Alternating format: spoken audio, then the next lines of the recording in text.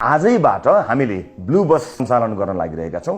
महिलाहरूका लागि मात्रै भनेर चितवनको क्षेत्र नम्बर 2 को यी रुटमा चल्ने गरी एउटा निशुल्क ब्लू बस सञ्चालन हुँदैछ। सुरुवात एउटा बसबाट गरेर भविष्यमा माग र उपयोग अनुसार समन्वय गरी अन्य संख्या बढाइने पनि छ। यस क्षेत्रका पहिलो चरणमा यहाँ 500 जना महिलाहरू, यस क्षेत्रका महिलाहरूलाई निशुल्क यातायात कार्ड वितरण गरिनेछ। बसमा एउटा मसिन जडान गरिएको हुनेछ। बस चढ्ने बेला त्यो कार्ड मसिनमा इन्ट्री गर्नुपर्नेछ। इन्ट्री गर्ने प्रक्रिया एकदमै सजिलो छ। त्यो कार्डले मसिनमा छोइदिए मात्र पुग्छ। यसले गाडीमा को चढ्नुभयो भन्ने रेकर्ड त रहन्छ नै, सम्भावित अनियमिततालाई पनि यसले रोक्नेछ। साथै त्यस बसमा एउटा लेटर बक्स राखिएको हुन्छ। मेरो लागि केही सन्देश तपाईहरुसँग छ भने, सुझाव अथवा तपाईका केही समस्या छन् भने पनि लेखेर त्यसै बक्समा खसालेर मलाई पठाउनु होला। बस सञ्चालन संघीय सांसदको काम हुँदै होइन, क्षेत्राधिकार पनि होइन, मलाई थाहा छ। तर एउटा निर्वाचित नीति निर्माताले, जनप्रतिनिधिले सार्वजनिक यातायात कस्तो हुनुपर्छ भन्ने सपना देख्नुपर्छ। अझ सार्वजनिक सवारीमा महिलाहरूको सुरक्षा र प्राथमिकता कस्तो हुनुपर्छ भनेर देख्नुपर्छ र देखाउनुपर्छ। म आफूले पनि भोगेकोले होला यो विषय मेरो मनमा अत्यन्त नजिक छ। विदेशमा रहेका नेपालीहरू आफ्नो देश फर्कन कति व्यग्र हुन्छन् भन्ने कुरा मलाई राम्रोसँग थाहा छ। मनको अन्तर कुनामा गडेको यही खिल उक्काउन मैले केही प्रयास थालेको छु। विदेशमा रहेका नेपालीहरूलाई स्वदेशमै अवसर खोज्ने प्रेरणा मिलोस् भनी 100 जनाका लागि रोजगारीका अवसर खोजेर निवेदन आह्वान गर्दैछौं। आज यो भ्याकेन्सी विभिन्न देशका स्थानीय पत्र पत्रिकामा पनि छापिएका छन् र चोकका पसलहरूमा पनि छाप्ने व्यवस्था मिलाउँदैछु। यदि सार्वजनिक गरिएका यी भ्याकेन्सीहरूमा दिइएको योग्यता पुग्छ र निर्धारित सेवा सुविधामा तपाईँ नेपाल फर्कन चाहनुहुन्छ भने दिइएको इमेलमा आफ्नो सम्पूर्ण विवरण पठाउन सक्नुहुनेछ। यी भ्याकेन्सी नेपालका निजी क्षेत्रमै खुलेका हुन्।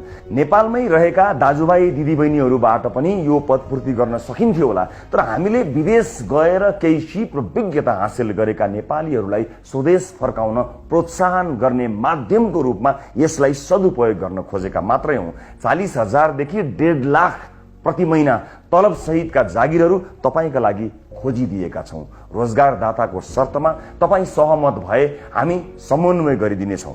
आउनुहोस् नेपालमै केही गरौं। जनप्रतिनिधि जवाफदेही हुनै पर्छ भन्ने मान्यता म सञ्चारकर्मी हुँदा पनि थियो र अहिले पनि कायमै छ। त्यसैले हरेक 4 महिनामा सार्वजनिक सुनवाई गर्नेछु। भदौ 10 गते प्रथम सार्वजनिक सुनवाई हुनेछ। चितवनमा सूचना प्रविधि विकासको अवस्था र सुधार गर्नुपर्ने विषयमा पनि चर्चा हुनेछ। हरेक 4 महिनामा चितवन क्षेत्र नम्बर 2 का विभिन्न ठाउँमा सार्वजनिक चासोका विषयमा यस्ता सार्वजनिक सुनवाई गरिनेछन्। ती कार्यक्रममा विभिन्न सरकारवाला निकायलाई समेत बोलाई जनताका समस्या समाधान गर्न पहल गरिनेछ। उक्त सार्वजनिक सुनवाईमा म आफ्नो कामको हिसाब जनतालाई बुझाउनेछु र सरकारवालाहरूसँग हिसाब जनताका लागि माग्ने पनि छु। आजबाटै 65 वर्षभन्दा माथिका वृद्धा बाआमाहरूलाई निशुल्क मोबाइल क्लिनिक सुरुवात गरिनेछ। यो मोबाइल क्लिनिकले घर घरमा गएर बाआमाहरूलाई प्राथमिक उपचार दिनेछन्। हरेक दिन नयाँ टोलमा पुग्नेछौं।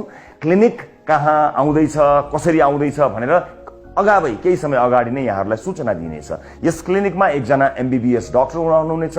तपाई अस्पतालसम्म जान सक्नु भएन भने यो मोबाइल क्लिनिकको नम्बरमा कल गरेर घरसम्मै बोलाउन पनि सक्नुहुनेछ। प्राथमिक उपचारपछि थप उपचार चाहिने देखिए डाक्टरले सम्बन्धित अस्पताल वा डाक्टरसम्म सिफारिस गर्ने लगायतका सबै काम सहजीकरण गरिदिनुहुनेछ।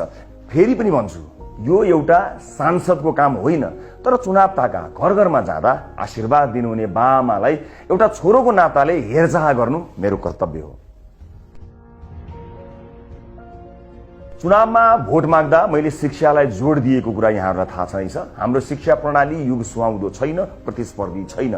एउटा नीति निर्माताका रूपमा म कस्तो सार्वजनिक शिक्षाको सपना देख्दछु त्यसको एउटा सानो नमुना देखाउन मात्र चाहन्छु। चितवन क्षेत्र नम्बर 2 अन्तर्गत पर्ने श्री रामनगर माध्यमिक विद्यालय र श्री चतुर्मुखी माध्यमिक विद्यालयका कक्षा 11 र 12 लाई पहिलो चरणमा नमुना बनाइएको छ। क्रमशः 10-9 गर्दै सबै कक्षालाई नमुना बनाउँदै लैजाने हाम्रो योजना छ। बिस्तारै अर्को एक विद्यालयलाई पनि नमुना बनाउने लक्ष्य लिएका छौँ। चितवनका विद्यार्थीले काठमाडौँको बुढानीलकण्ठ र पोखराको गण्डकी बोर्डिङ स्कुलका विद्यार्थीहरूसँग प्रतिस्पर्धा गर्न सक्ने बनाउने लक्ष्य लिएका छौँ। राजनीतिमा नलागेको बेला पनि हरेक नेपाली नागरिकको स्वास्थ्य उपचार सुनिश्चित हुनुपर्छ भन्ने मान्यता राख्ने थुप्रै मान्छेहरू मध्येको एक हुँ म। संचारकर्मी हुँदा पनि हामीले कालीकोटको राजकोट अस्पताल निर्माण सम्पन्न गरेका थियौँ। कोभिड-19 का बेला अक्सिजनको जोहो गर्न दिनरात खटेका थियौँ। पैसाको अभावले कुनै पनि नागरिक आधारभूत स्वास्थ्य सेवाबाट वञ्चित हुन नपरोस् भनेर स्वस्थ चितवन अभियान सुरु गर्दैछु, जस अन्तर्गत पैसा हुनेहरूले तिर्ने, नहुनेको जिम्मा हाम्रो। कति सफल हुन्छु थाहा छैन, तर सुरुवात चाहिँ चितवनबाट गर्न चाहन्छु, आफ्नै निर्वाचन क्षेत्रबाट गर्न चाहन्छु।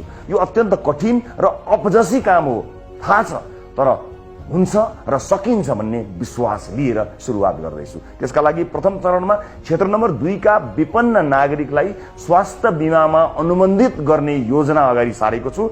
कसैले पनि पैसाको अभावमा ज्यान गुमाउन नपरोस् भन्ने उद्देश्यले विपन्न परिवारका लागि 5 लाख रुपियाँ बराबरको स्वास्थ्य बिमा कार्यक्रमलाई लिएर आएको छु। त्यसका लागि सुरुवाती चरणमा 100 जना छनौट गरिसकेका छौँ। यस योजनाको नाम स्वस्थ चितवन राखिएको छ।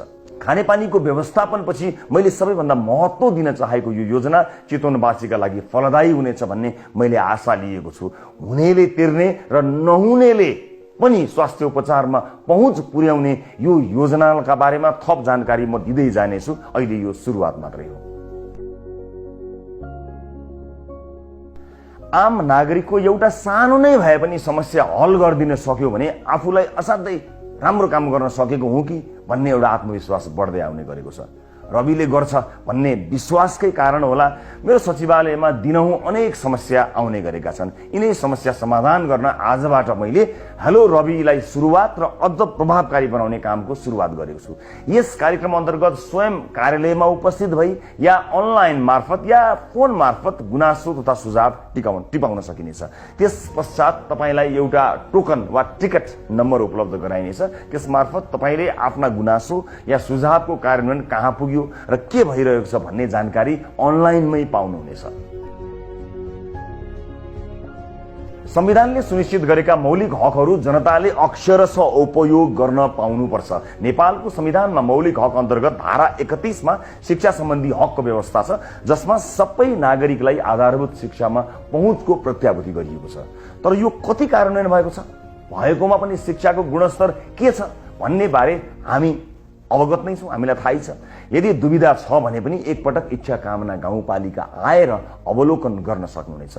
हामीले यसलाई चिर्नका लागि सानो एउटा प्रयास सुरुवात गर्दैछौँ। इच्छा कामना गाउँपालिका वडा नम्बर 1 भाराङ स्थित राष्ट्रिय आधारभूत विद्यालयको स्तरोन्नति सुरु गरेका छौँ। अहिले यो विद्यालय कक्षा 7 सम्म छ। 95% चेपाङ समुदायका विद्यार्थी पढ्ने यस विद्यालयलाई हामीले कक्षा 12 सम्म स्तरोन्नति गर्नुका साथै आवासीय बनाउन खोजिरहेका छौँ। त्यस्तै यो विद्यालयलाई नमुना शैक्षिक संस्थाका रूपमा विकास गर्ने हाम्रो योजना छ। यो विद्यालयमा 275 विद्यार्थी अध्ययनरत छन्। यो अभियानमा सहयोग गर्ने इच्छा कामना गाउँपालिका र सपना भिलेज सोशल इम्प्याक्टलाई हृदयदेखि धन्यवाद तथा कृतज्ञता व्यक्त गर्न चाहन्छु।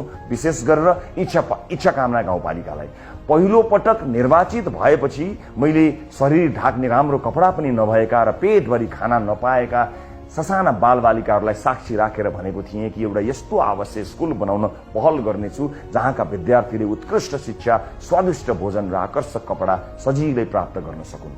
बस त्यही अभियान अन्तर्गत यो आवासीय विद्यालय सुरु गर्दैछौँ। हरेक वर्ष वर्षातका बेलामा करिब 3 महिना बाढी पहिरोले क्षेत्र नम्बर 2 अझ विशेष गरेर मौलिन नारायणघाट सडक खण्ड आक्रान्त हुने गर्दछ। त्यसैले नागरिकलाई बाढी पहिरोको विपत्तिबाट जोगाउन र यस्तो विपत्तिबाट मद्दत गर्न हाम्रो RAT ऱ्यापिड एक्सन टिम चनाखो भएर अब खटिनेछ। प्रत्येक बर्खामा अत्यधिक जोखिम युक्त क्षेत्रमा कम्तीमा 20 सदस्य सम्मिलित RATले सरकारी निकाय, सुरक्षाकर्मी र आम नागरिकसँग मिलेर सहजीकरण, उद्धार लगायतका काममा सहयोग पुर्याउनेछ। कृषिमा विश्वमै उत्कृष्ट मध्ये एक मानिने इजरायली प्रविधि, ज्ञान र सिप बारे हामी धेरैलाई थाहा छ नेपालका लागि इजरायली राजदूत हनान गोरेरसँग 2080 जेठ 30 गते केन्द्रीय कार्यालयमा मेरो भेटवार्ता भएको थियो। उक्त भेटमा इजरायलको एक नमुना गाउँसँग हाम्रो इच्छाकामना गाउँपालिकालाई मित लगाउने र कृषिमा नमुना गाउँको रूपमा स्थापित गर्ने योजनामा छलफल भएको थियो। महामहिम राजदूतले यो योजनालाई अगाडि बढाउने विषयमा सकारात्मक प्रतिक्रिया र कदम चाल्नु भएको छ। नेपाल सरकारका सम्बन्धित निकाय र परराष्ट्र मन्त्रालयसँग आवश्यक पर्ने स्वीकृति र समन्वय गरी यो कार्यक्रम अगाडि बढाउन पहल सुरु गरेको छु। 2080 साल वैशाख 10 गते सम्पन्न उपनिर्वाचनमा मैले प्राप्त गरेको 54,176 मत बराबर फलफूल र जडीबुटीका बिरुवा रोप्ने योजना आज 100 दिनको अवसर पारेर उद्घोष गर्न चाहन्छु।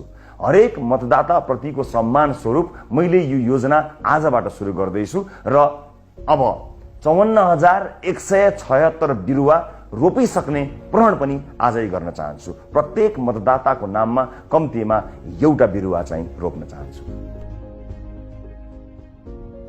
मैले सुरु गरेका र सुरु गर्न चाहेका सबै कामको निरन्तरताका लागि आर्थिक स्रोत साधनको आवश्यकता पर्छ।